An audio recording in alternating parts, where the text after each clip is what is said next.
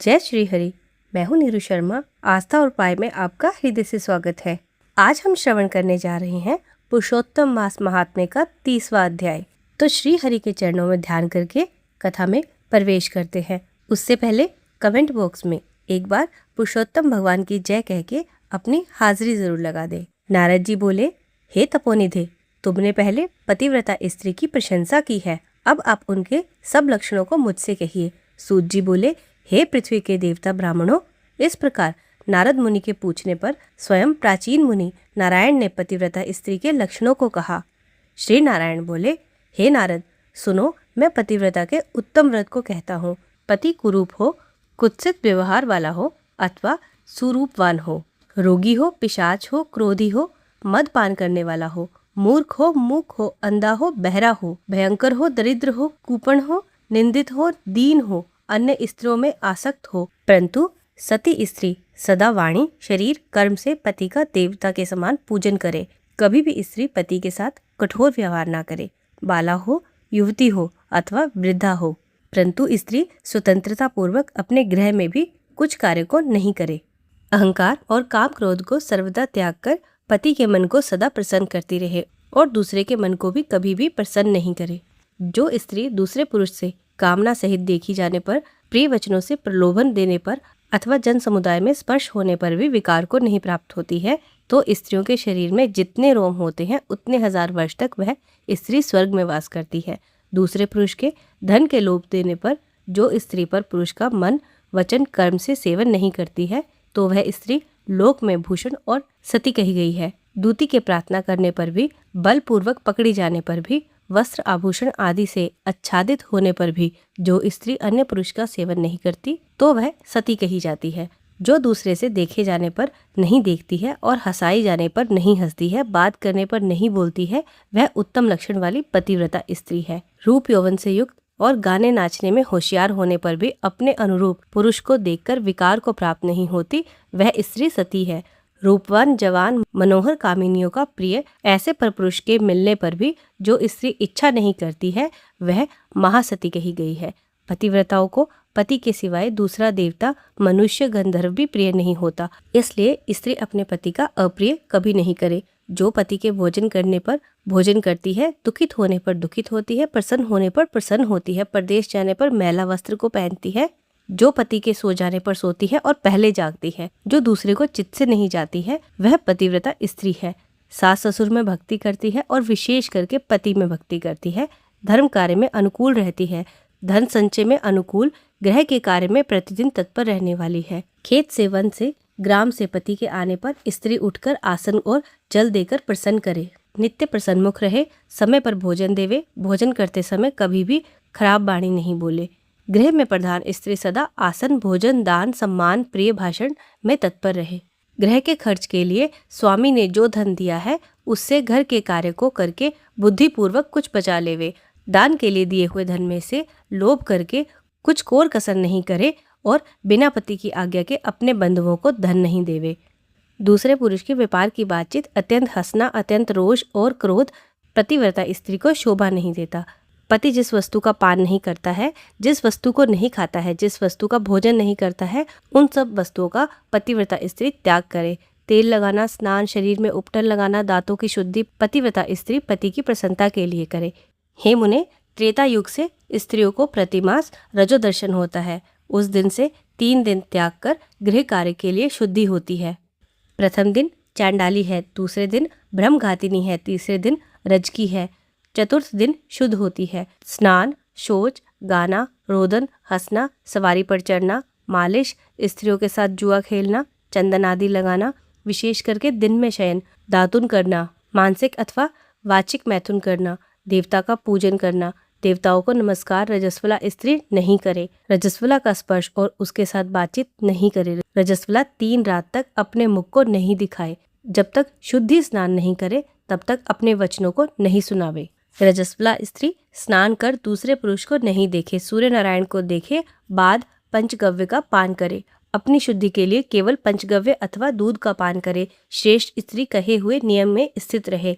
यदि स्त्री गर्भवती हो जाए तो नियम में तत्पर रहे, वस्त्र, आभूषण, अलंकार आदि से अलंकृत रहे और पति के प्रिय करने में यत्नपूर्वक तत्पर रहे, प्रसन्नमुख रहे, अपने धर्म में तत्पर रहे और शुद्ध रहे, अपनी रक्षा कर विभूषित रहे और वास्तु पूजन में तत्पर रहे, खराब स्त्रियों के साथ बातचीत ना करे, सूप की हवा शरीर में नहीं लगे, मृत वत्सा आदि का संसर्ग दूसरे के यहाँ भोजन गर्भवती स्त्री नहीं करे, भद्दी चीज को नहीं देखे, भयंकर कथा को नहीं सुने, गरिष्ठ और अत्यंत उष्ण भोजन नहीं करे और अजीर्ण ना हो ऐसा भोजन नहीं करे। इस विधि से रहने पर पतिव्रता स्त्री श्रेष्ठ पुत्र को प्राप्त करती है, अन्यथा गर्भ गिर जाए अथवा स्तंभन हो जाए।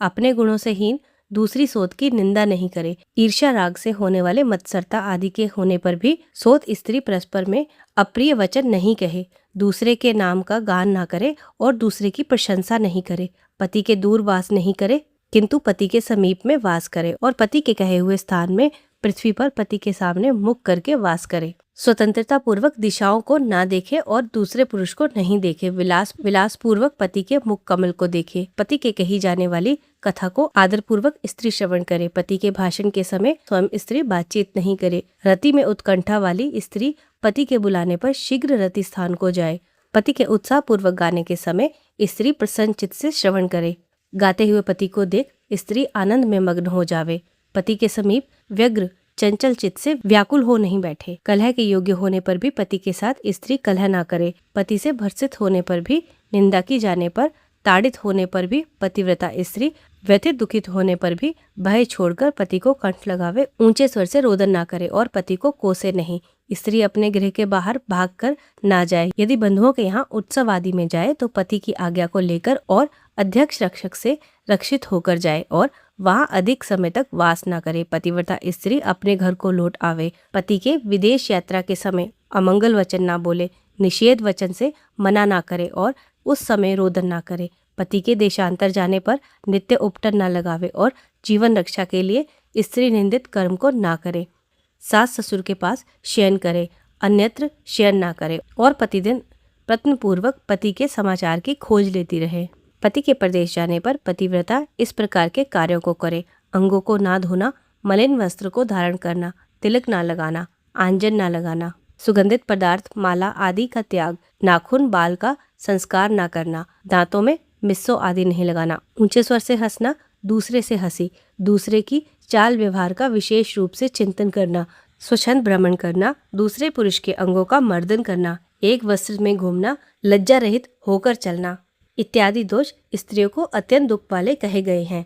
गृह में कार्यों को करके हल्दी लेपन से और शुद्ध जल से शरीर को शुद्ध कर स्वच्छ श्रृंगार को करें, खिले हुए कमल के समान प्रसन्न मुख होकर पति के समीप जाएं। स्त्री के व्यवहार से युक्त और मन वचन शरीर से युक्त स्त्री पति से बुलाई जाने पर गृह के कार्यों को छोड़कर शीघ्र पति के पास जाए और कहे कि हे स्वामी, किस लिए बुलाया, कृपा पूर्वक कहें।